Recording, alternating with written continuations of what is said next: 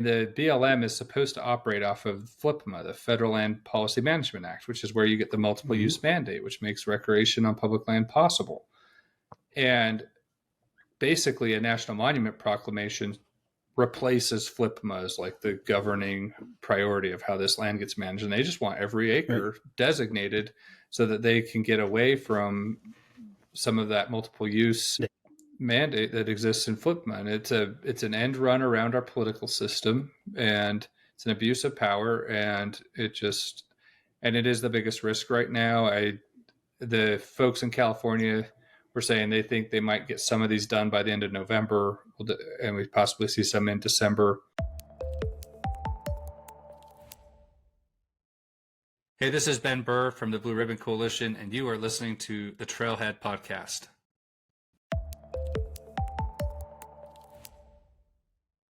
Hello, Trailheads, and welcome to the Trailhead. Before the trails start today, we need to have a short safety meeting. Off-roading is an exhilarating but inherently risky sport. The insights and opinions that are shared by our hosts and any experts or guests on the podcast are intended to inform and inspire, not replace professional guidance. The Trailhead guests, partners, and any sponsors are not liable for any actions that you take based on what you hear. It is your responsibility to seek professional advice and make informed decisions, especially when attempting potentially dangerous activities. Always check current trail conditions and comply with local laws and regulations. Off-roading requires careful preparation and respect for safety, so ensure that you're well prepared before hitting the trails. And now that that's out of the way, buckle up and let the stories begin.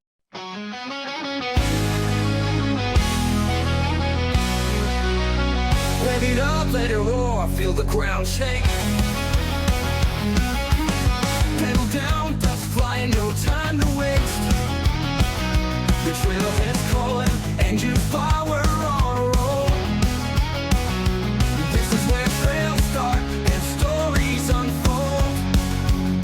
On the starlit skies, where the wild things roam.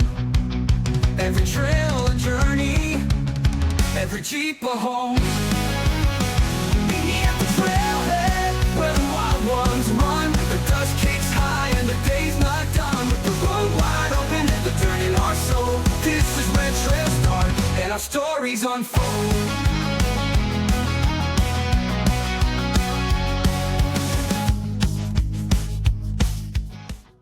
Welcome to the Trailhead, everybody. How y'all doing tonight? Fantastic. We're doing good. Tonight it's JD, and I've got Pope and Randy with me. Also with us tonight is Ben Burr, from the Executive Director from BlueRibbon Coalition. Welcome back, Ben. Yeah, good to be back. Thank you very much for coming, man. So we had you on kind of the beginning of September, and we talked a little bit about the upcoming election stuff, but a lot of it was kind of some of the regular update kind of stuff, like there had been the Chevron deference ruling, the Utah land lawsuit had dropped. There was some other things with public filming, and then Moab. And I know there's been a couple of updates on a couple of those things since then, but the main reason I wanted to have you back, and we'll get to it in just a second, is the election, because it had a lot of implications in the short and in the long term for public land stuff in the next few years, and that will resonate long term. We'll definitely want to talk about that stuff. But I wanted to ask real quick. I wanted to get the easy stuff out of the way in the follow-ups. I know you guys did. You officially filed the challenge for Moab, right? We did, yeah. So the motion for summary judgment was filed by the BlueRibbon Coalition and the state of Utah. That was on election day was when that was due. And so we filed that in the court. The BLM will be working on that over the holidays, drafting their response. And we expect that to be filed early January. And then I think SUA has a few weeks to respond to all that, and we get to respond back. And so early next winter, 2025, we'll kind of see all that get wrapped up and then hand it off to the judge. One thing to be aware of, though, is that litigation isn't completely insulated from political cycles, especially when you're suing the government, because the Department of Justice, the lawyers that defend the government in these cases, often take their directives on what to prioritize and how to fight these cases from top level political appointees. And so an analog to this is the San Rafael Desert was a plan near Moab. This is in between the San Rafael Swell and that Labyrinth Rims area. And that was a plan that was released during the previous term 1 of the Trump administration. And they chose Alternative D in that plan, which they called the OHV friendly alternative. And SUA challenged that. They didn't like that they'd opened up about 800 out of the 900 miles of roads in that area. They challenged it. We filed as defendant interveners and got involved in that litigation. It kind of drug on into there was, I don't know if it was intentional delay tactics, but it took a while. I mean, these federal court litigation just takes time. And so it did go over into the next administration, the Biden administration. And so we were waiting for SUA to file their opening brief. And the next thing we heard was that they had reached some sort of backroom settlement with the Department of Interior. And they went through another planning process on that plan and agreed to look at a bunch of the routes they didn't like open, and they closed a bunch more. And so the administration essentially pushed the representation that was defending the BLM at that time to settle with SUA once. And so we don't know what will happen. I'm just telling you what has happened in the past. We're still intending to fight to get as many of those roads open as we possibly can. Right. But just be aware that that's why you have to still just go get in these fights and litigate. You never know what the political system's going to do, and you need to be at the table and in the game, and things will change, and you respond and adapt to that. But you can read our briefs on our website. We did an update. We had our brief. The state of Utah is embedded on there, and we think we did a great job arguing in defense of those trails. And we had to review a 40,000-page administrative record that they sent us over the summer. And we spent some time with that. And the more time you spent with it, the more problems you find. I feel like we did a good job of just pointing out how the BLM got a lot of things wrong with this. And we'll have to see. There's still a lot of distance to go, but yeah, I can assure you we're fighting very hard for everybody in that case, and we'll see what happens. Fair enough. And I won't ask you about it every time you come on the show. I'm only asking you because there was an update to it.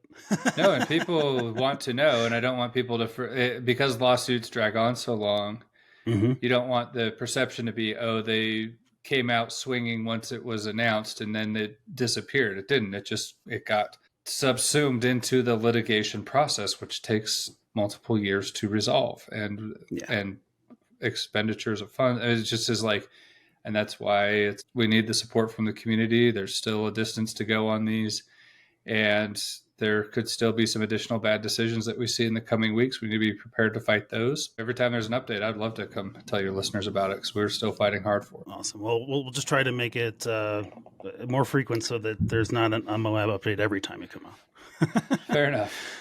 So I also know that, and by the way, I got to bring this up. I finally had a chance to meet you in person. It was really nice to see you at Trail Hero and talk with you and UPLA and just kind of the land use corner there, and right by the stage. It was kind of nice, good spot. Yeah, I had a good time at Trail Hero. It was pretty hot this year, but a lot of good people and good times, and so it was good to meet you guys in person. Were you there for the windstorms 2 weeks later? No. For the UTV one? Okay. No, but that's what Trail Hero was like the year before. Okay. They didn't name it hurricane for no reason at all. See, nobody told me about that. Yeah, I didn't tell me about that. Oh yeah, there was a monumental windstorm the year before. Okay, that's as news to me. All right, good to know. No, they were having to get tractors, like the little bobcats, the bucket loaders, the little front loaders. Yeah, to remove sand out of people's pavilion, like tents and booths and stuff, because it was like just duning up on the parking lot. So, oh my god. Oof. Anyway, good times. All right. Yeah. Well, and then but just before that, you had been in my neck of the woods. You had been in Boulder, right? You were doing a big court case up there. What was that all about? Yeah. So that was our Court of Appeals hearing on our challenge to the abuse of the Antiquities Act. So we're challenging President Biden's expansion of the Bears Ears and Grand Staircase Escalante National Monument. And That was we're the 10th Circuit Court of Appeals there. We had the hearing at Boulder University at the law school there. Since it's a high-profile case, they wanted the students to be able to come see it. And the judges came there, and it was an interesting case. Felt very good about our attorney's work on that and his work before the judges. The judges did ask the government attorney. I think one of the most memorable moments was one of those judges that was there asked the government attorney, could a president designate every square inch of federal land in the state of Utah a national monument? And the attorney was like, well, I mean, they would have to justify it, because the Antiquities Act says you have to make the monument's boundaries relative to the objects it's intended to protect. And so then the judge was like, well, so let's say they identified some grasses and some minerals and the dirt and the night sky. Like, let's say they identified things they wanted to protect. Could he designate every square inch of Utah as a national monument? And the lawyer for the government would not say no. As far as we can tell, the position of the government is a president of the United States can designate every square inch of federal land as a national monument. And so it just means that this is an act that has no limiting factors on its power. Right. And there's no checks in it to keep it from being abused. Yeah. And the other thing the court said is one thing they were arguing is like, is the court even the right place to hear this? And the government's attorney was like, well, yeah, the courts shouldn't have jurisdiction over presidential actions like this.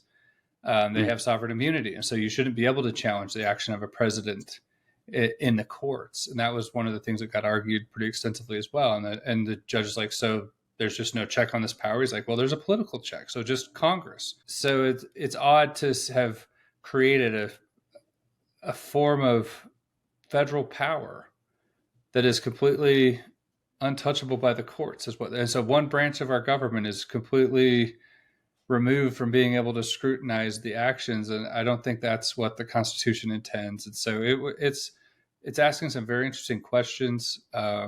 We believe, based on statements made by Justice Roberts and just sort of the general direction that the Supreme Court's headed, that we hope this case, if necessary, we'll be able to take it to the Supreme Court. I mean, we want to get a good ruling out of the 10th Circuit, but if not, we're prepared to go all the way to the Supreme Court if necessary. And I think the judges there have said they think that it's a problem, that there's no limitation to the power in the Antiquities Act as presidents currently see it. And so we'll just have to see. But yeah, that was my time in Boulder. I mean, it's no small thing to be arguing that kind of stuff. I mean, that is Supreme Court level stuff with a lot of big players. And I mean, you had students watching what's going on. I mean, obviously it's important at some level.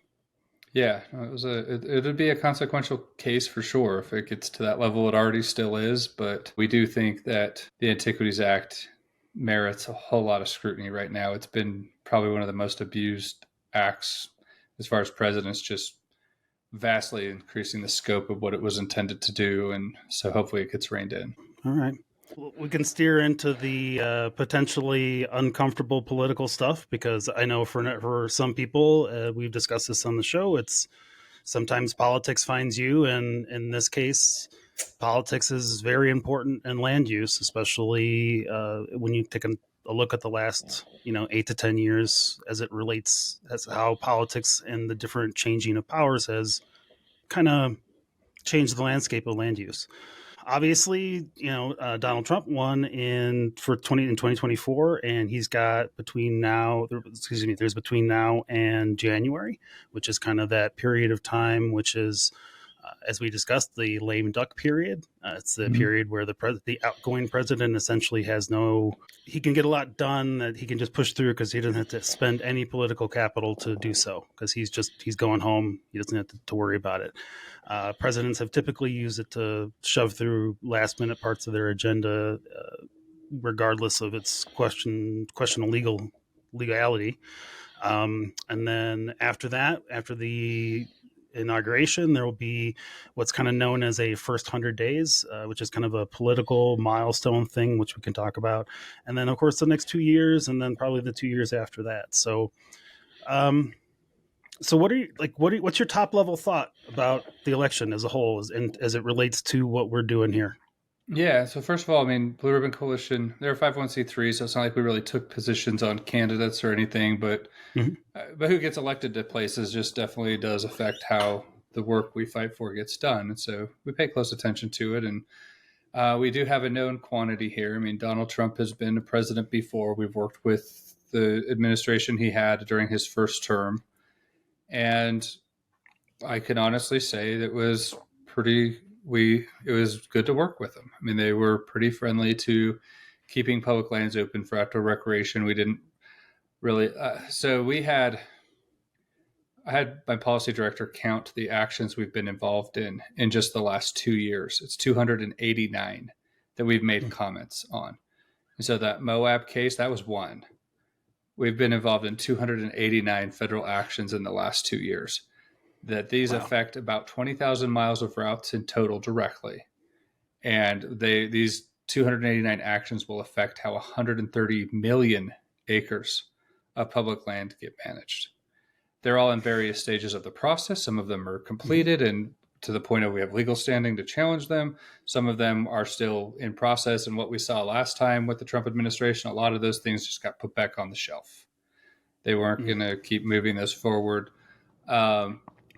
And they just shift priorities. That's just how the political system works. And so we think that a lot of that administrative work that got done, there's going to be a lot we'll have to look at there as to what do we shape in a different direction moving forward, or what needs to stop moving forward. And then there will be some litigation things that we'll have to look at. But that's really what my top level is that things are going to change. No one's better positioned than the BlueRibbon Coalition right now to know the whole playbook of what got done in the last 4 years, to be able to say, are we sure we still want to keep going in this direction? And so that's something we'll be educating our members a lot about, and the public and everybody who wants to listen. And so that's a top level thought. But before the election, I was thinking a lot about what would happen in a lame duck session. During the Obama years, Obama did wait until the last minute to do a lot of things. And then when they lost the control of the government in 2016, a lot of that got undone through an act called the Congressional Review Act. So I don't expect to see a lot of big regulatory rulemakings going through at the end of the day, like what happened with Obama. I think they learned their lesson on that. They got a lot of those done by this last summer, is why we saw so much activity during the summer. Okay. But the one thing that still is on the table is they always do some last minute Antiquities Act National Monument designations. And so that's our biggest worry right now, is that there will be a lame duck land grab through a designation of national monuments. Biden, I was interviewed by the LA Times this week. They are pushing for a lot of these in California. There's one that would be right next to Glamis, the sand dunes down there. There's one that would be just south of Joshua Tree National Park that they're calling Chuckwalla. They want to turn the whole Sierra National Forest into a national monument, 1.4 million acres. And there's another one called up kind of on the northern border. It's called Sititla, and it's around Mount Lassen and the volcanic regions up there in the northern part of the state. And those are the big ones in California. You have a big one in Oregon that's floated around, the Owyhee Canyon lands. You have the Dolores Canyon National Monument in western Colorado. And then there's another one called Between the Lands, which is between Bears Ears and Canyons of the Ancient, that they've been trying to fly that one under the radar. And there's one up near Island Park in Idaho that they want to expand sort of the protected footprints around Yellowstone. And so that's been our biggest focus right now, and will be through December, is helping the public understand this threat and making sure that the public, because I don't think the public wants a lame duck president sabotaging the next administration coming in with a bunch of land use restrictions. If you look at where these monuments are, let's talk about the Glamis one for a minute. There's a few things that I've seen float around as we've started putting out information on this. One is that the monument itself doesn't actually include Glamis sand dunes in the monument. So you could make the argument of like, well, this won't affect Glamis. It's not in the boundary. Okay, but look at all the other ones I just described to you. Chuckwalla is expanding Joshua Tree National Park south. Right.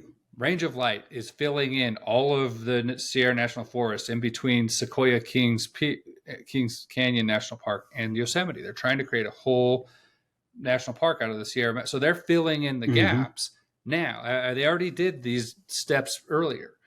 And the Between the Lands National Monument, that's filling in the gaps between Canyons of the Ancient and Bears Ears. So if you don't think that they don't have the dunes themselves on a future map down the road, right, they're not making these boundaries based off of, hey, we found some petroglyphs, or we found some cultural ruins, or there's this specific thing we want to protect, which is what the Antiquities Act says.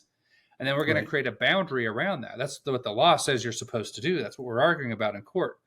What they're doing is they're just saying, here's this big weird shape on a map that's defined mostly by a railroad track that has no direct bearing at all to any protected object, and saying that's the most convenient line on this map, and we're just making that the boundary. Right. And then the tribe that's advocating for this monument has a PowerPoint where they say, and we'll get experts to justify the boundaries later. Right. And so they're doing the whole process backwards and admitting right out of the gate that they're not even trying to follow what the statute says they're supposed to do. But the other part of the boundary, aside from the railroad tracks, is the U.S. southern border. So you just have a president that just got elected on a mandate to secure our border. And they're going to go create national monuments along the border? What's going to be the priority for how that land gets used if it becomes a national monument? I can tell you that when Arizona wanted to build desalination plants in Mexico and pipe water up to Phoenix, that the Sierra Club came out ringing every alarm bell they could of, how dare you think about building a water pipeline across this national monument we have designated across the border in Arizona.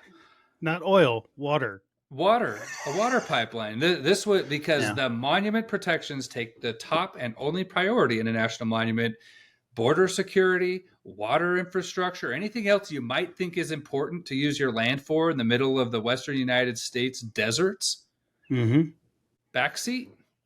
Yeah, we designated this monument, and so I hope that message gets out to the Trump administration. These monuments aren't just about environmental protection; they are about rigging the system so that Trump fails. Whether you want to see that or not, that's what these monuments will do.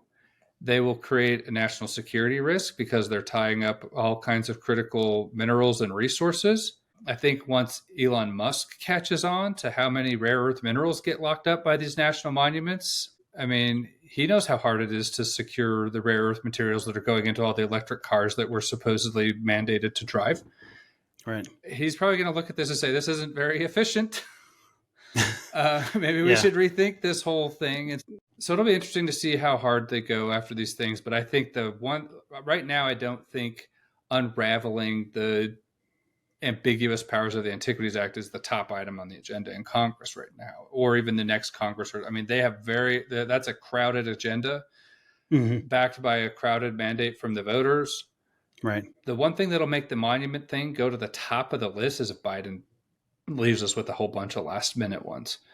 And so we'll see what happens. But so we have been, I mean, if you follow our stuff now, it's pretty much all you're going to hear from us in the next 3 or 4 weeks is what these monuments are that are a risk of being designated, what trails they will affect, and why outdoor recreation users need to be opposing these, because the monument supporters always try to rope in recreation and say these are great for recreation, and there are some forms of recreation that are celebrated on monuments, but it's the recreation that they can control. It's usually limited to like when the Grand Staircase plan came out and they closed 1.2 million acres of that monument to motorized access. We complained about that. We said that we don't like this plan. We filed formal objections. We'll probably have to litigate that unless Trump shrinks that monument, then that plan's dumpster again, you know? But don't worry. There were people that came in our comments and said, well, it's not closed. You can still go walk through that 1.2 million acres of some of the most forbidding landscapes on planet Earth. You still have your feet. You can go walk on them. And so they think that they're great for recreation because you can still go walk through 1.2 million acres. Right. And as an able-bodied person, they're trying to tell you that you can walk through all of that. Yeah. Well, let me put this in perspective for you. I mean, since we last spoke, we had the catastrophic hurricanes in North Carolina, and those hurricanes washed out every single road in an area that basically is close to the footprint of Bears Ears and Grand Staircase. It was several million acres of land in western North Carolina that were affected by this. Every road washed out. Mm-hmm. And we're considering that a national emergency. That the people who have communities there, who built their lives there, and that road infrastructure is gone now. Right. But if you do that to the west through a national monument designation, this is just a great celebration of nature that we've now cut you off from millions and millions of acres of land. Right. And so I'd love to see where the wilderness and monument supporters are in North Carolina. Where are they there advocating that we don't rebuild those roads back and let that just reclaim back to nature? Or are we going to rebuild those communities in North Carolina? I know where I stand on that issue. Yeah. I think that we should rebuild those and we should support them. And BRC is ready to help them navigate what's going to be a messy process with the Forest Service. We see in wildfires and other catastrophes, sometimes our roads disappear into a bureaucratic zone of forgetfulness. And if you don't have groups that are advocating to get them reopened, they disappear for good. And so we want them reopened, but should we just turn Western North Carolina into a monument or to a wilderness? I mean, there's never a better time than now. Everything's gone. And nobody's seriously arguing that. It's trying to put the absurdity of the argument kind of into perspective a little bit for people. And I think it helps with that. I think sometimes folks get lost in the, especially folks that live west of the Mississippi, where off-roading is kind of in a smaller footprint to a certain degree. They think, oh, these areas are so vast and they're so big. And but like we have said before, the goal wasn't to close 30% of trails in Moab. The goal was to close 100% of trails in Moab. They got 30%. And next time they will go for another 100%, and they'll be happy if they get another 30%. And they just keep chipping away. And that's what the national monument stuff is. They're just slowly trying to increase the overall square footage. Yeah. And filling in the gaps in the map that don't currently have a designated status on them. So it's a way to just get rid of the BLM is supposed to operate off of FLPMA, the Federal Land Policy Management Act, which is where you get the multiple use mandate, which makes recreation on public land possible. And basically a national monument proclamation replaces FLPMA as like the governing priority of how this land gets managed. And they just want every acre designated so that they can get away from some of that multiple use mandate that exists in FLPMA. And it's an end run around our political system, and it's an abuse of power, and it is the biggest risk right now. The folks in California were saying they think they might get some of these done by the end of November, and we possibly see some in December. And so people need to be ready to make sure that if they do that this becomes a priority, that you're contacting your members of Congress, because then that gets us into the first 100 days and the things they can do to undo some of this, and then also start doing some permanent things that I think will make it so that we don't go back to where we've been these last 4 years. Yeah. So I think that's my next question for you then. So I think it's probably better to say what will be the recourse as opposed to will we need the recourse to at least a few of these designations in that first 100 days. Because I know there's when we first roll into office, there comes a lot of political capital because you just won an election. You can typically get a lot of things done.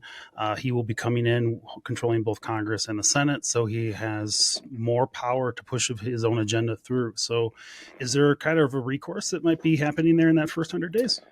Yeah, I mean, we already have precedents. We already know that President Trump has shrunk national monuments in the past. He's likely to do that again with Bears Ears and Grand Staircase just because that was his legacy. It got undone by Biden. He will go reinstall his legacy on that issue. I wouldn't be surprised to see him do it.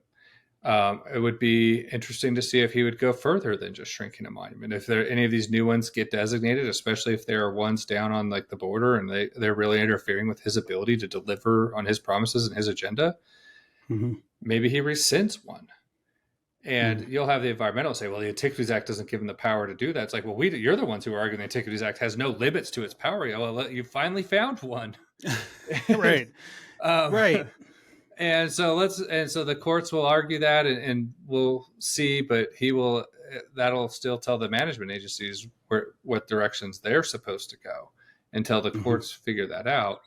But there are already acts in Congress that would then also put strong guardrails on the Antiquities Act. The one that I think most likely gets traction is that any monument designation would require approval from Congress before it goes into effect.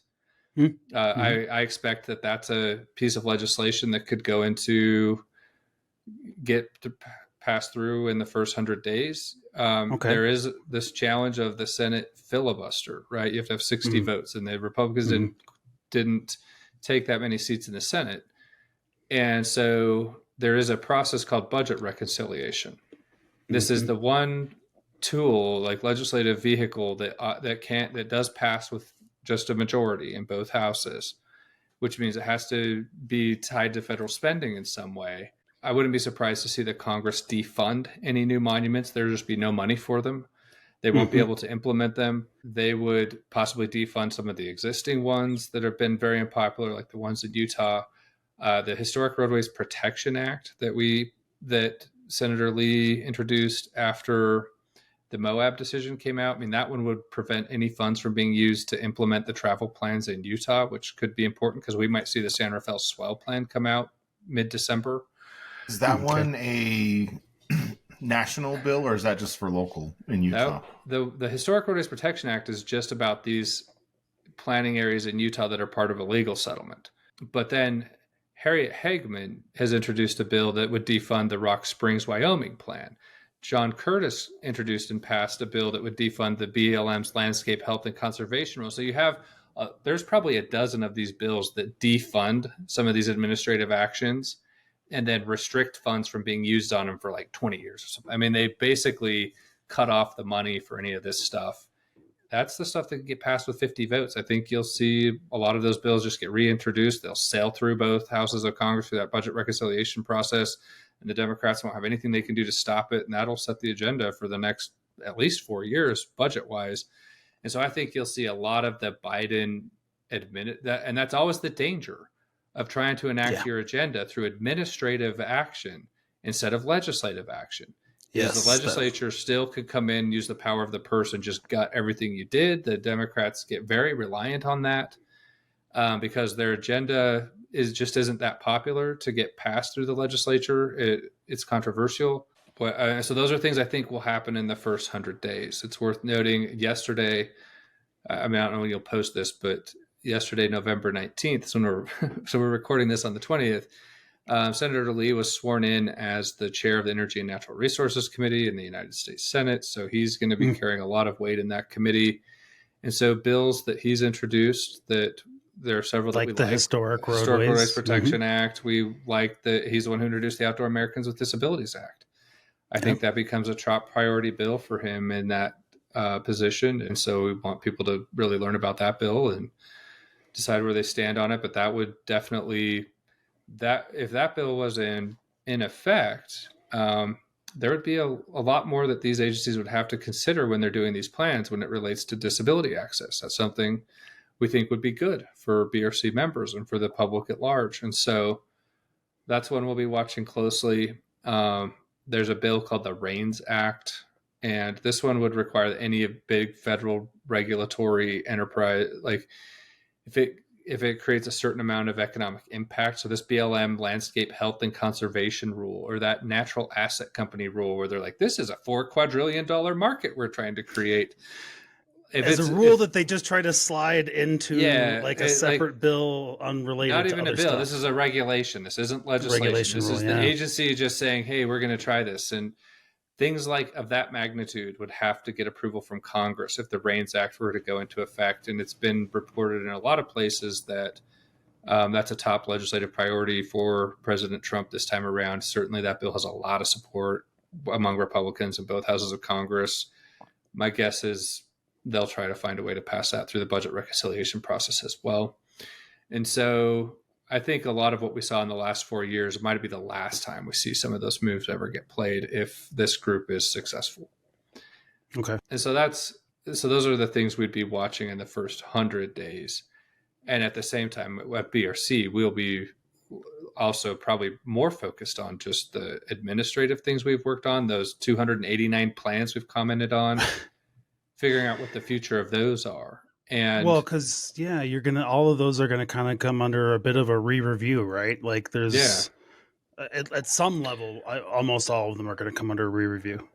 yeah, and with a vengeance. I mean, this is the first time we've had someone like Elon Musk and Vivek Ramaswamy coming and saying we're going to like clean house in these federal agencies. Well, we know where all the dirty cobwebs are at this point, and so we hope there's a time to educate that whatever that Department of Government Efficiency becomes to kind of see this, because it is the problem. Like I get Forest Service alerts in my Google News every day, and pretty regularly for the last several months, it's that we, the Forest Service, don't have budget. We are cutting all our seasonal staff.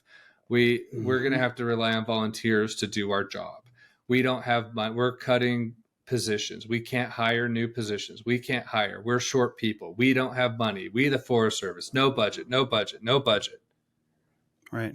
Except for then the story. They spend all this money to create new national monuments that need people and need all these resources. Oh, it's worse. They have money. They have hundreds of millions of dollars to go buy more land.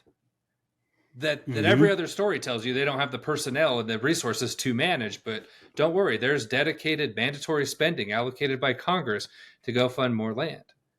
Right. And then you go look at something like the Monument Management Plan, like the Grand Staircase Plan.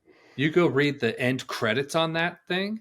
It's like 5 pages of planners that had their fingerprints on that thing. This is like a Hollywood production to produce a monument management plan. These are people sitting in desks in office. Like, I mean, we've asked BLM employees, like, and they do their travel plans. They're like, yeah, we sit and look at power at an overhead projector and look at the route on a map, and then everybody weighs it. I'm like, do you ever go out in the field and look at the route on the ground? No, we don't ever do that. Mm-hmm. And so you have these land management agencies that don't ever actually manage the land. And so if I'm looking at whether this is an efficient use of government, it's not. And this is all to prop up the welfare environmental lawyer industry. Because if you have 289 plans getting released in the last 2 years, that keeps those lawyers employed and busy. And they get to go sue the government, and they get Equal Access to Justice Act money. So we, the taxpayers, get to pay for it all. And yeah, you can criticize me. I hire lawyers and sue the government too, because it's this stupid game that's been created. And if you don't play it, then they'll run the tables and you lose. If we cut the legs out from under this stupid system to where the lawyers didn't get to come in like this planning process in Moab, this has been going on since 2008. This is like a never-ending project for to keep lawyers employed. Right. And so I'd love to have that conversation with Elon Musk or whoever he deputizes to look at this, because that's got to go. Right. Our land management agency should just be people out on the land, making sure the public's having a good time and that nothing too terrible is going on. Right. And at the very least, they need to be, if you're gonna continue to say we need to continue to add lands to this, to these federal monuments or this land of any kind, whether it's DNR, BLM, or it's Forest Service, I don't think it's unreasonable that we ask as taxpayers that then you also guarantee that you're going to give us the personnel to manage it then in an effective way that is someone can be held accountable to. Because that's the other part of these. They want the land locked up, and if they can get it in the control of the federal agency, then it's easier to lock up, and then you don't have to manage it. You can just have planners sitting around conjuring up things for lawyers to come in and sue people about, and it's just a whole bunch of paperwork and lawsuits, and not really anything to do with land.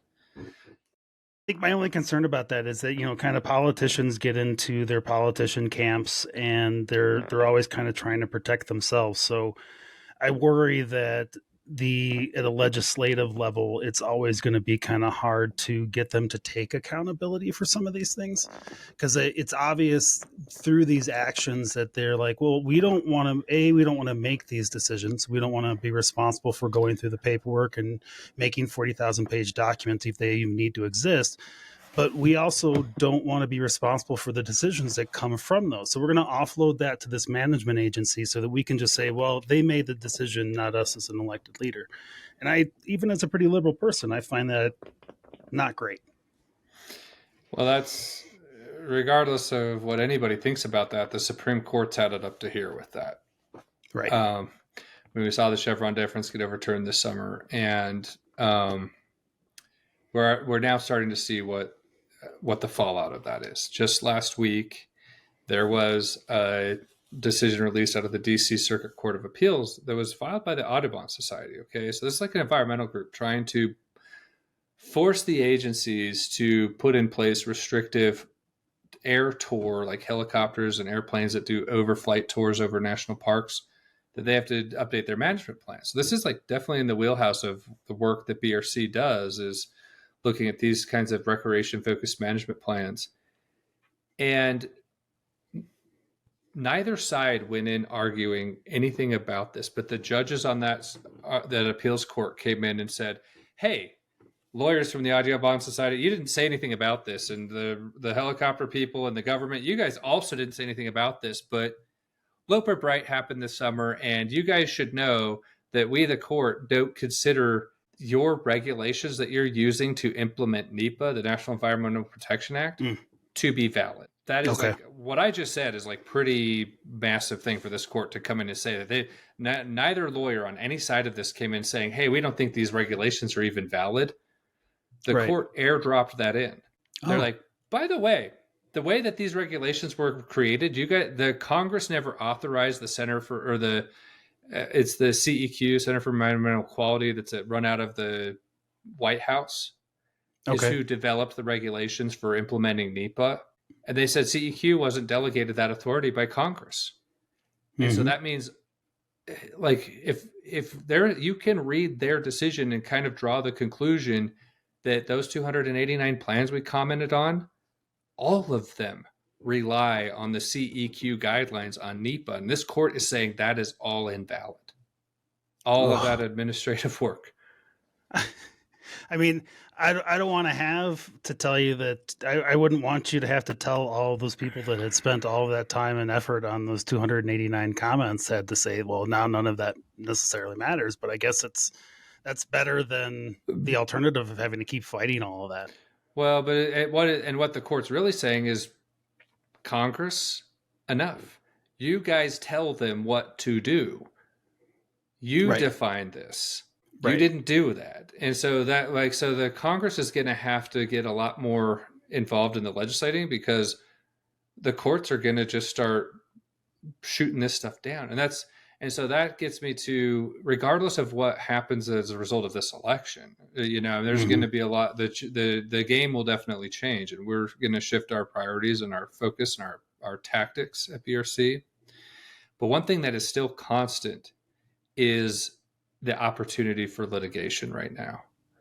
We have to be litigating these things. Right. Because if not, I mean, this was a case brought by the Audubon Society, decided by the DC Circuit Court of Appeals, which is generally like pretty friendly to the government on these things. That's who's driving the car in the post-Chevron deference Loper Bright world. And they didn't even ask for it. The judges just came and said, by the way, everything's different now, and we're throwing in some jurisprudence out of nowhere on you guys. That, where I'm sitting, it's like, I definitely want BRC to be driving as many of those discussions within the courts as we possibly can. Right. And we have the legal standing on all those 289 things and more. And that's just the last 2 years, Right. And so that's why the thing I'm worried about is that the public, who's been so beaten up these last few years, seeing the recreation access get lost, you see a friendlier administration come in and you let your guard down and say, okay, good. We don't need, we can ease off this a little bit. Right. It's actually, from where I'm sitting, critically important that everybody doubles down on what we're preparing to do. Yeah, 100%. We just so you guys know, I mean, we had a staff attorney start this week. Ooh, fun. And so we already have one staff attorney fully on time on the books, getting ready to do this. And Nice. as long as our end of year fundraiser goes well, we will hire a second one the first of next year. Awesome. Because I have enough to keep a whole team of them busy. Yeah. And now is the moment to do that. I don't care what happens with the elections. It's what's happening in the courts. And having President Trump in office for 4 more years means he's going to be confirming dozens, if not hundreds, of more judges to the federal bench. Mm-hmm. You Federal have appointments and different agencies. Clarence Thomas and Samuel Alito are both getting older on the Supreme Court, you know, and it's, if those get replaced, those seats get filled by some younger justices there, you could really see that what was this sudden shift in the court's direction now is going to become the operating environment for the next 20 or 30 years. It's like incredibly likely to happen at this point. And so there's the courts are still the biggest opportunity, as much as what you want to look at this political environment changing and see the challenges and opportunities that come with that. If we're not actively litigating every detail of these things, then it'll be the Audubon Society and the SUA and all these other groups that are going to be suing everything the Trump administration does that defines these new precedents. I don't think it's going to be a favorable environment for them, but we can be 100% confident they'll be suing everything that gets decided by this group, this new, and so that'll be definitely a busy time for everybody. And I was actually talking about this. So I had Lauren on from UPLA, and we were talking about this kind of thing where it's finally kind of feeling recently where we've at least gotten a couple of wins here and there, where we're feeling like, okay, we got it's starting to sound like the courts are at least favoring some of these arguments, and we're actually getting some rulings and stuff, and some more agencies that are more willing to work with us as a group. And it's in those moments where, I think the desire is like, okay, well, I've done all this hard work. I did my donations. I wore my hat and I took my shirt, and we're good to go. The BlueRibbon Coalition has it from here. And in all honesty, that work never ends, even if it gets quieter at some level because of who's ever in charge. They're still doing work in the background. They're still fighting court cases that may never raise to the level of needing our input. But they're doing the work. So it's especially because after that first 100 days, and I guess this is a great way to lead into the question then. So we get through the last 60 days of this administration, the first 100 days of the next administration, and then we have whatever's left after the volleys of things back and forth between those two. And then we're into the next couple of years where essentially he's got control of both houses of government and can kind of do some of these things that he wants to do. How do you feel about him being able to kind of continue some of the things that he said he's going to do in those first 100 days, and then kind of lock some of those things in, some of those land use protections maybe become more permanent? Yeah, well, I think so. That's where, these things that are budget related, like all the bills that would defund the priorities of the Biden administration, those are the first 100-day opportunities. Okay. But then you'll usually see some bipartisan bills. There's like one right now called the Explore Act. It's possible it passes in this lame duck session. I haven't heard of it getting any traction yet, but it has the kind of bipartisan support that if it were to get on the floor, it likely would pass. And we're following that one just because it reforms the film permitting guidelines, which we're litigating around. And so we just need to understand how that would change. But usually a public land bill, you do get some bipartisan thing. We have yet to see what one of those would look like under with someone like Senator Mike Lee in that leadership position on the committee. And so I think that's where you'd probably see some permanent Antiquities Act reform, the disability bills, some of those kinds of things probably get put into a different legislative vehicle if they don't get out of the first 100 days.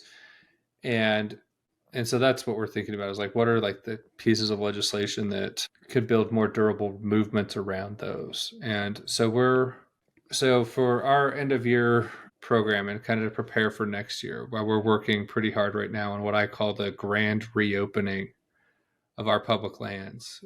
They're under new management. We're going to have a grand reopening, and we're going to open them back up to the public.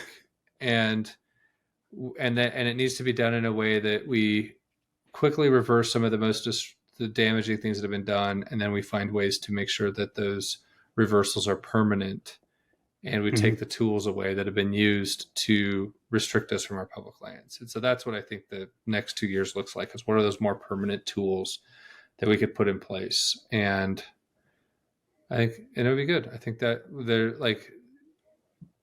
the political stars of like the kind of people who would support that have been the people who I think have won the election. They're politicians, though. You have to see what they end up doing. It definitely is going to be a 180-degree turn from the direction we've been going. And so I think those of us that were paying attention to kind of what was going on in land use in 2015 and 2016 and 2017 had felt the shift in land use at that time. And then like each successive, like you could feel it kind of just really rubber band in either direction. yeah, I think it's that's really one polarized right now. And yeah, which I think that eventually that resolves. And I think I've talked to you about this before, that the land management operating system kind of functions in cycles. And we're getting to the end of the cycle. It's not a surprise to see the system kind of unraveling through like a shift in different polarized positions. right. And then it falls apart on its own inertia, and then something new takes its place. And it's happening before our eyes. Like it's going to be recreation and alternative energy and sort of a demand for different minerals and energy resources that shape the next 50 to 70 years of our public lands. Like that is where all the money is. That's where all the people, the public interest is. Yeah. And if you look at like the Satitla National Monument that I told you about, this one in Northern California, if you read the justifications for that one, it's that they want to be able to block any geothermal energy development. Right. Which is just odd to me. You cannot come up with a cleaner, more efficient form. Less invasive. Of producing energy. Yeah. It's already there. It's already there. It's just like putting a turbine on top of a steam vent and the lights turn on. And that's our monument positions are becoming so radical that we're not even going to allow that. Yeah. Like I just like at some point that doesn't add up to the people. We've been told we will have to have these electric cars, but we can't build any lithium mines. But we could sure turn 800 million acres of federal land into solar panel farms. Yeah. I think there's a whole generation of us that grew up, kind of understanding that we need to take care of our environment. And then we tried to get out into the environment and we were told, oh, no, you can't be trusted to go out into the environment. Like, but I have all the tools that I'm supposed to use and go out here to responsibly use these lands that we're supposed to have. And your answer to that is to just shut it all down. And I think for a lot of people, it doesn't pass just a basic kind of common sense smell test. This is kind of a tangent from that, but it's okay. We do tangents here. No, I know, but I was listening to a book by Luis Benitez, and he's from Colorado. He worked for Governor Hickenlooper. He was the guy who started your outdoor recreation department.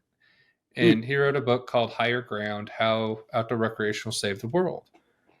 And so I listened to it because I mean, he and I probably disagree on a whole lot of political things, probably national monuments first and foremost among them, but I'm still like, he's in the same policy space I'm in. I'm curious where we agree, and one thing he was proud of was that him and a lot of his allies that have started these outdoor recreation departments have created laws at the state level that create outdoor recreation as a public health benefit. And so that it's something that doctors can prescribe, and we start to recognize that we really need to be going into the outdoors, and we're cut off from something that's really important when we're not allowed to go there. And that's something I would like to see happen at a national level, is that these health benefits that come from outdoor recreation start to get recognized through our health systems. Say what you want about RFK. I think that's a policy agenda he gets behind, So if that's true, there's like those things like that, I think have a lot of bipartisan potential if people can get on the same page with those things. And that's just back to your point of, it's like, if everything's closed off, then what good does it do to define this as a public health benefit? That's right. You guys are probably getting these too, or maybe not, but on Facebook, every day I get some new group that's been formed, probably by an AI spam bot of some kind. And they put a picture in there. Like, well, I got one today that was like Kolob Canyon. And it's like, I have Canyon out my backyard, and I've go up there. It's probably the national park I visit the most, and so I'm pretty familiar with it. I'm like, that is like fake. It looks real, but it's fake. It looks it's real, AI. but it is not. And these these posts get like 20,000 likes and everybody shares like, this is so beautiful. Oh, I'd love to go there. I'm like, you'll never go there.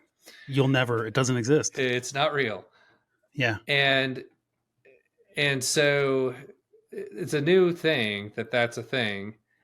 But at some point, like, we need the real thing. Like, it's going to catch up to us that it's like, oh, this pretty fake thing. It's no, go actually like the real thing. Go out and do the real thing. And that's my worry, is that if everything gets closed and we replace it with some digital surrogate, I don't think that leads us to a good place as a healthy society. I think for the purposes of the discussion that we're having and the fight that we're having as a community, I think that kind of that backlash has begun a little bit, especially with the younger generation. I feel like they want to spend more time away from their devices. They want to spend more time out and about. And I think there's going to be a lost generation in there that just is going to be forever addicted to their phones. But I feel like there's a growing number of people that need to get back out there. And I think 20,000 of those likes may be coming from my mother-in-law. Yeah, and they're also probably coming from fake things. It's like, and so but you're right. There are people that are just not seeing through the deception, and it's been. I mean, but that's always kind of been the main play of the environmental movement. Is I call it eco porn. They go take some pictures, they doctor them up in Photoshop, so they're still not even like quite real, and then they say protect this beautiful place. I mean, I could start a whole nonprofit about protecting the fake AI places that are circulating on my Facebook feed, and I'd probably become really rich. It'd be like easier to fund that than it would be to fund a organization that's fighting lawsuits to the Supreme Court. You know, it's a hell of a lot easier to get likes on those photos than Jeepin' photos. I'll tell you that. Yeah, and so but I don't think that persists. I think eventually people are going to. My hope is that the people who want the real thing mobilize into a movement and they find a home at the BlueRibbon Coalition, because that's what we really want, is people of all backgrounds, of all kinds, to go out into the outdoors and get that benefit that comes from that. I've noticed that there's been more posts about e-bike stuff lately, and kind of just trying to make sure that we kind of make sure that message to all of those groups, not just the people with four wheels.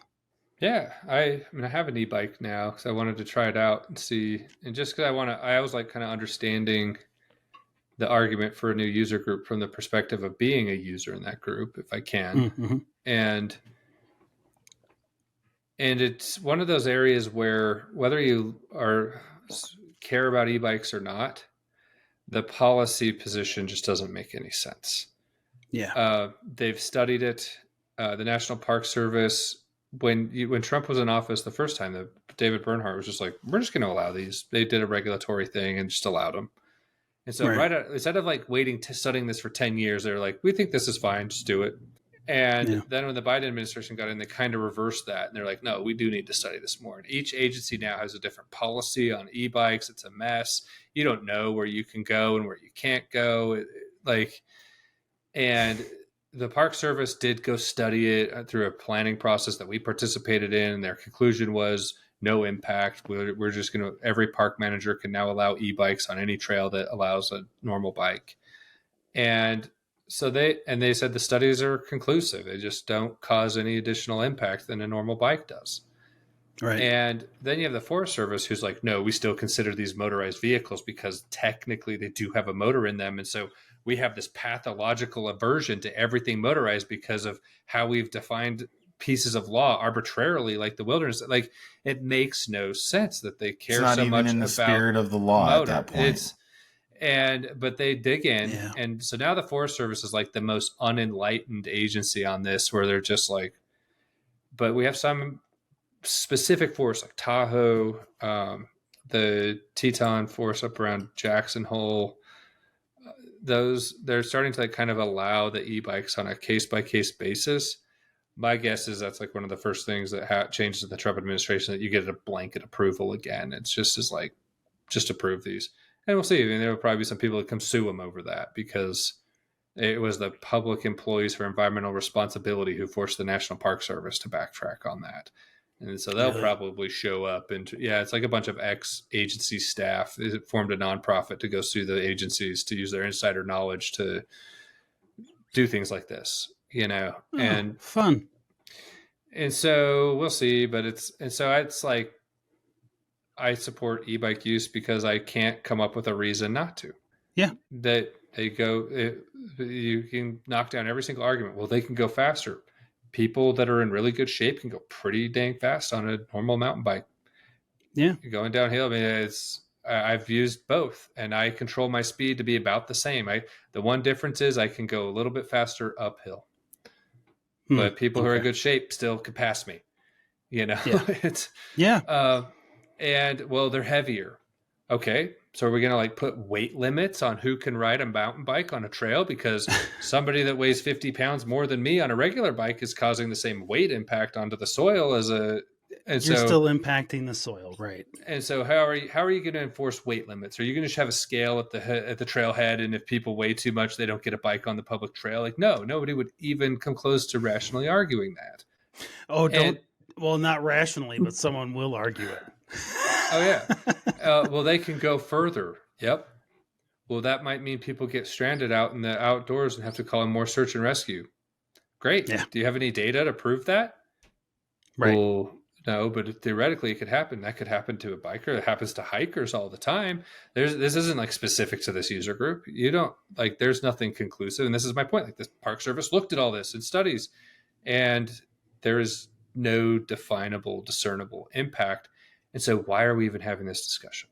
Most other countries just allow them where they allow other bikes at this point. They don't even have a fight about it. But in America, because we have all these dumb laws that empower the planners to empower the lawyers so that they can stay employed, they have to make a fight over it, or else like we don't need SUA anymore. We don't need BRC anymore. Good. I'll close up shop. If we get rid of all these stupid laws, I'll go do something else. Retire to the camper van and the motorbike, right? Yeah. We've always been needed since we've been founded in 1987, and maybe things will change. We won't be. We can adapt to that world. But until then, that's what we're up against, is people who will go to their graves adamant that we don't allow your grandpa to go ride an e-bike on a trail so he can keep his health in good shape. Like, come on, it's just dumb. I think a lot of those types of things, again, it's that common sense kind of an argument where there's a lot of us who are just kind of like, yeah, like you need to be outdoors. I think that people for the last 30 years have been locked up in their houses in general, and kids especially, and they have not had sunlight and exposure to it, and it shows in our society. It shows in how our kids are educated or not being educated. Yeah, and I think the public benefit of that outweighs the public loss or detriment of whatever minor impacts come to the environment because of us recreating outdoors. And nobody's ever done the math on that. Yeah, because it's hard to quantify, but I believe it's just a thing that in my gut I believe that the benefit of people being able to go out and enjoy these places far outweighs whatever environmental impact they're causing by going there. And I have always felt on the other end of those things that there is always a way to address those environmental impacts if there are some. And there are ways around it. And if we find out 20 years from now, hey, here's this issue that we didn't know about, we need to address it now, we'll address it then. And then just like every other problem like that, we go back and we try to fix those issues in the past so that we can get them fixed. But in the meantime, the answer isn't to just close up 30% of the country and then not let anybody in it. So hopefully that's the agenda that gets reversed. The way we fight all these things is just going to change. It doesn't mean the fights will go away. And it's going to be a busy time the next couple of months at BRC. So we need to get the word out and educate people, and hopefully everybody can weigh in and make an impact on this, because it's the time to be involved. Do you have people actively trying to figure out how to get in front of Elon Musk and Vivek Ramaswamy? Yeah. Oh yeah. That makes sense. Why not? I'd be surprised whether it's those two or people that are subordinate to them. Mm-hmm. I'll be very surprised if they don't get briefed in some way on all the nonsense we've observed in the last 4 years. And I think a lot of that's from just the scale of what it is that you're talking about, and the things that we're talking about here. Like millions of acres. Like it's just giant swaths of the United States. Yeah. And so, I could see that being a thing. So, all right. So your top line then until January. Well, and I'm sure we'll have you back either right around then or something. Maybe we'll try to schedule it for right around then. Your top line thing is going to be just the stop the land grab. We have stop the lame duck land grab ducks. So if you drive a Jeep, you want one of these, we're going to have these available for you soon. And there are petitions. I mean, the way we're actually running this is there's a petition for each monument so that we can build a community of opposition for each one. Okay. And so, because we don't know which ones will be designated. And so if one gets designated, we need to really give some attention to that community and make sure we are putting together a plan of how to undo whatever damage could come from that. Okay. But if you're kind of categorically opposed to them, like we are, you should go comment on all of them. Like you should be regularly trying to influence what happens here. The other thing we'll be watching is we do have those like 289 plans we've commented on. Mm-hmm. It is possible that the agency personnel, it's interesting. I mean, I've heard some folks within like agencies like the BLM, and you're kind of getting a mixed bag that for the most part, they're being told to back off and wait for the new administration to come in on things, especially if they're not ready yet. But you have some like the San Rafael Swell Plan. That one is one I could see them try to push through and try and close a bunch down like they did in Moab and ram that through by December. But there's two major legal precedents that have come out. The first one is there was one out of Kane County in Utah where Judge Waddup's, Lauren probably told you about this one if he came on your show, but they basically said that Utah does have some jurisdictional control over the RS-2477 roads. And that, to me, that means that if the BLM put forward any alternative for their plan for the San Rafael Swell that closed RS-2477 roads, that's an invalid alternative, which means they violated NEPA completely. Okay. Yeah, because they put forward an alternative that is unlawful. Right. And so they didn't really comply with NEPA, so they really should hold their horses and redo their alternatives to comply with the Waddup's decision. Right. Which isn't the hard part there is that's not quite a decision yet. There's still some, like he basically opined on this issue and made it very clear where he's going to come down, but it hasn't been fully recorded in the court in the way you want to see. I mean, there's still work to be done there. But then you have this other one come out of the DC Circuit about the CEQ NEPA regulations, them saying that these are basically invalid. That whole plan was done under the CEQ NEPA regulations. Mm-hmm. And so there a lot of the foundational regulatory underpinnings to these plans, it's like being ripped out from under their feet, but then we're going to ram this through in the next 2 weeks and force the next administration. And so, I mean, if I was the BLM office field manager or acting state director, whoever it is that thinks they're going to sign their name on this San Rafael Swell Plan, geez, if you want to kiss your career goodbye, do this on the last minute on your way out that you took orders from the people who are out of office in 3 days and put your name on that dotted line and then see how friendly the new administration is to you on one of the most toxic plans in this country. So, geez, I would hate to be in that position, but I would probably just be like, what is Tracy Stone Manning going to do to a person that's going to sign this if they say, you know what, I choose not to? Right. It's not worth my career to take this order from you. Like, right. What are you going to do? Fire me? Like the time it would take them to fire him and Trump would be in. Like, yeah. And I get the desire. I think that I think in both parties in lame duck sessions, there has been kind of I'm going to push through all of this and hopefully at least some of it won't get challenged in court or anything else like that. But I also think that there's the appetite for litigation like that for situations where it could have been an easily avoidable court fight. I just think a lot of courts are looking at it like this could have been resolved before then. You guys didn't need to do this, try to designate it a national monument, knowing it was going to get overturned in a couple months. All of that's invalidated. Yeah, so there's going to be a few things that we're kind of worried about. I mean, there was a plan that came out in Lakeview, Oregon, right after, it was the first one we see come out of the election. It closed a good portion of the area around the Christmas Valley sand dunes. I mean, there's just that Rock Springs plan. I could see them trying to ram that through. Or no, that one's done. We had to, no, that's right. We appealed that. We wrote a opposition to that, but I could see that one get undone by Congress. Yeah, and so each one of these we're gonna have to go and look and see what's like really the future of that plan. But yeah, it'll be definitely a lot of work to do, and we've been preparing for both outcomes. This was the outcome, and so now we're gonna move forward with the plan for this outcome, and it'll be a good time. I saved this moment for the last because I feel like every time we do these shows, I feel like they're not necessarily a downer. Again, I feel like we've been racking up wins for land use in general in the last year. But just to kind of end up on a high note, I did notice that you posted the thing about the South Sandwash open OHV area in Colorado, and they're adding some recreation stuff. They want to add recreational, amenities to it. So we're not talking trails right now, but they're just talking like, bathrooms and picnic tables and kind of some of those things that can make those areas nicer.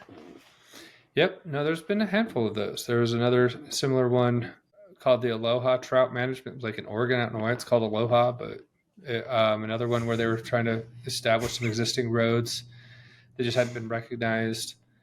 And of that 289 actions that we talked about that we've commented on, a lot of those are those. They're positive actions that we support, and we hope they don't get shelved. Okay. We'd like to see the next administrator. Like some of these are just nonpartisan. They're like, let's just go do good management work.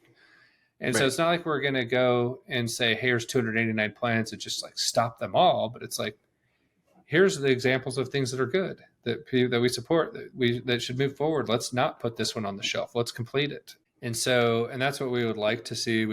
The lame duck environment, the fact that we have this like window of a post-election season where the Congress and the administrative state and presidents can all do these like last minute things, I think it'd be a lot healthier for our republic to enact some laws that prevent any substantive action from being done in between an election and an inauguration. That should just be a transitional time where people are being onboarded into the next like the new administration. If you don't have your agenda done by then and you lose the election, it should be done. Like and so people would, I don't think the Biden administration would have gotten any less work done. He would have just, if he was going to designate monuments, he would have done them before the election, which he should have, because then the people get a vote. If they support him doing that, and he did it before the election, and he wants to take a big controversial action like that and use that to, if like all of the big actions should be done before the election so that the election is a moment of full political accountability. And so I hope that we'll see how abusive this next few weeks gets. I think that, this has nothing to do with land use, but the fact that we're potentially triggering World War III with lame duck actions. And it's not like you get to tell the world to stop through the geopolitical conflicts and things, but it's not a good thing for any country to have like a period of 60 days where the political accountability that's supposed to be baked into the system isn't functioning. Yeah. And so I hope that there's some reforms that get passed that restrict that. I think it would be I'm all in favor of starting the election season, and you can't start campaigning until, say, the end of July, and then everybody gets sworn in January. It's a 6-month period, and we're all done with the elections, the whole 9 yards. Yeah, we can dream. Yeah, but at the very least, it wouldn't be hard to say no legislation during this period, no big administrative decisions during this period. I think that's a pretty bipartisan thing these days, since we are such a polarized electorate as a whole.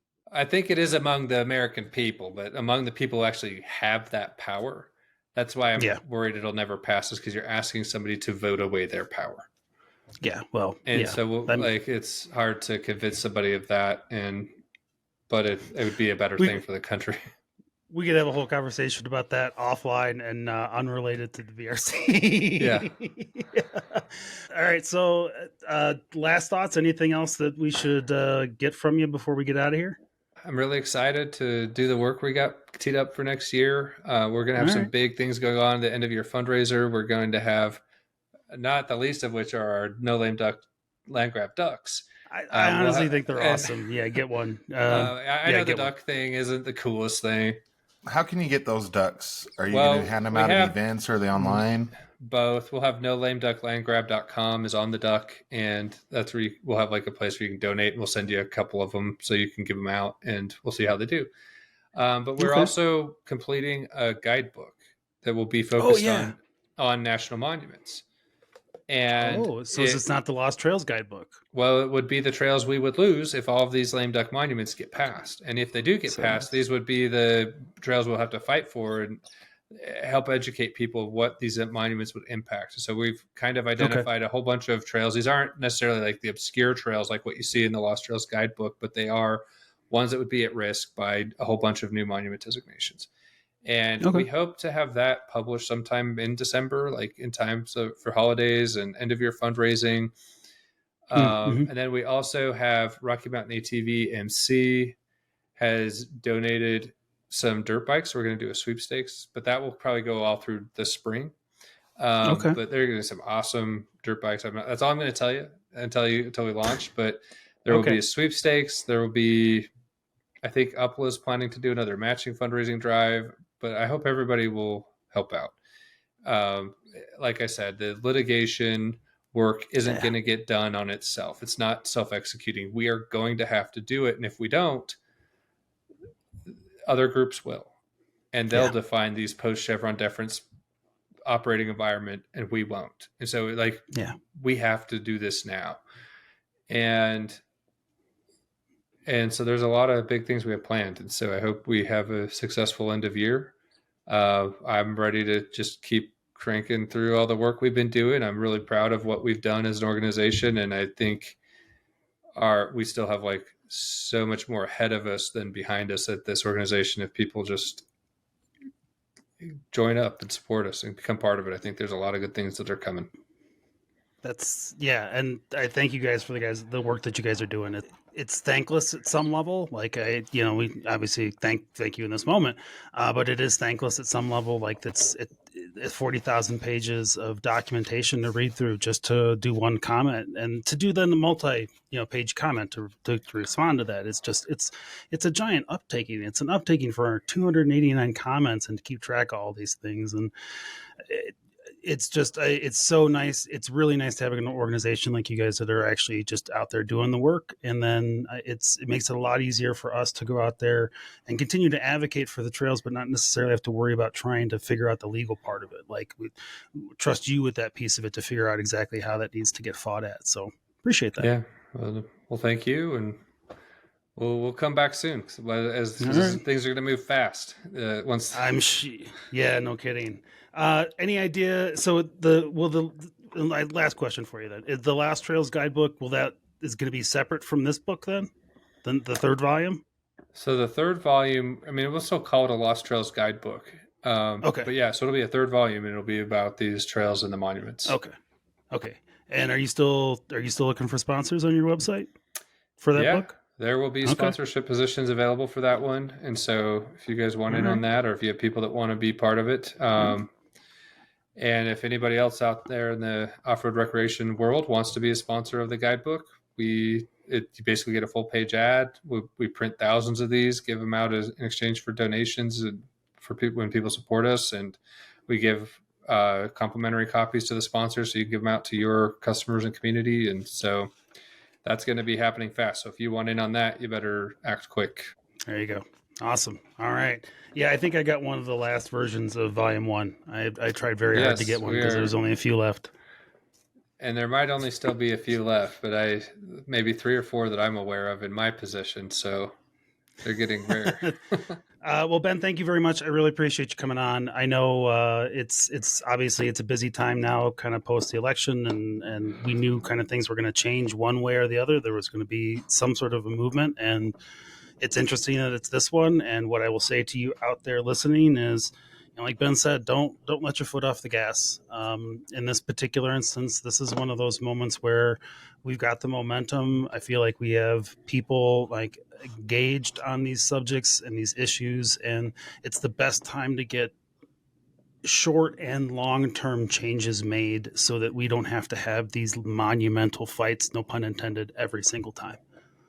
Yeah, that's what we hope to see. So we're moving forward with optimism, and it'll be good. So thanks for having me on so I could let people know what's going on. Awesome, man. Pope, you got anything before we get out of here, my man? No, I don't have anything further to add.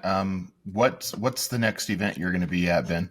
Probably Winter Jamboree in January would be the next big event. Okay. So I think there's going to be a rally about national monuments sometime in December, but I'm still waiting to hear the details on that. And that would likely be in California somewhere. And so I don't know enough details to commit to that, or what that would be, but I know Winter Jamboree is a regular event that we go to in Sand Hollow and kicks off the event season of the year usually. And you'll have ducks. Yes, I will have the ducks. I hope they're gone by then, actually. So if you have groups you want to get them out to, shoot me a let's talk afterward and arrange that. But yeah, well, we will. I would love to get some for our group. So, all right, cool, man. All right, well then, yeah. So check out sharetrails.org, get involved, sign up to be a monthly contributor. $5, $10, $1,500, $1,000, $5,000. What are you looking for per month? I mean, whatever people want to get. Now, we have a $5 a month membership, which is pretty popular. We also have a $50 a year, that's usually how people join. Then we do have people that will also donate above and beyond that if they want to contribute more, and we appreciate all of it.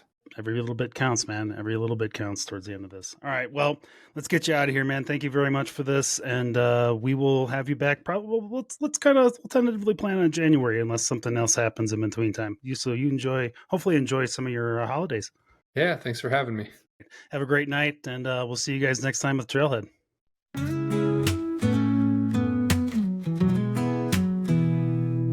Rev it up, let it roll, feel the ground shake. Pedal down, dust flying, no time to waste. The trailhead's calling, engines fire, we're on a roll. This is where trails start and stories unfold. Under starlit skies where the wild things roam. Every trail a journey, every jeep a home. Meet me at the trailhead where the wild ones run, where the dust kicks high and the day's not done, with the road wide open and the dirt in our soul. This is where trails start and our stories unfold. Oh, when the trail gets tough, we crank it up. Dig down deep, yeah, we never stay stuck. Jeeps on the ridge, friends by our side. Off-road family, it's one hell of a ride. Rays keep rolling, the days wearing thin. Gonna tell all our stories round the trailhead again. Meet me at the trailhead where the wild ones run, where the dust kicks high and the day's not done, with the road wide open and the dirt in our soul. This is where trails start and our stories unfold. Meet me at the trailhead where we roll, where trails start and stories unfold.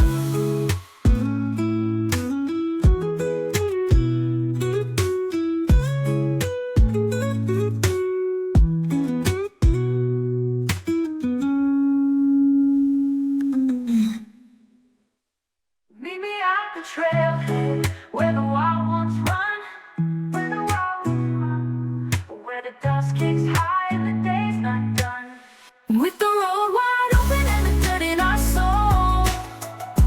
This is where trails start and our stories unfold. This is where trails start and our stories unfold. This is where trails start and our stories unfold.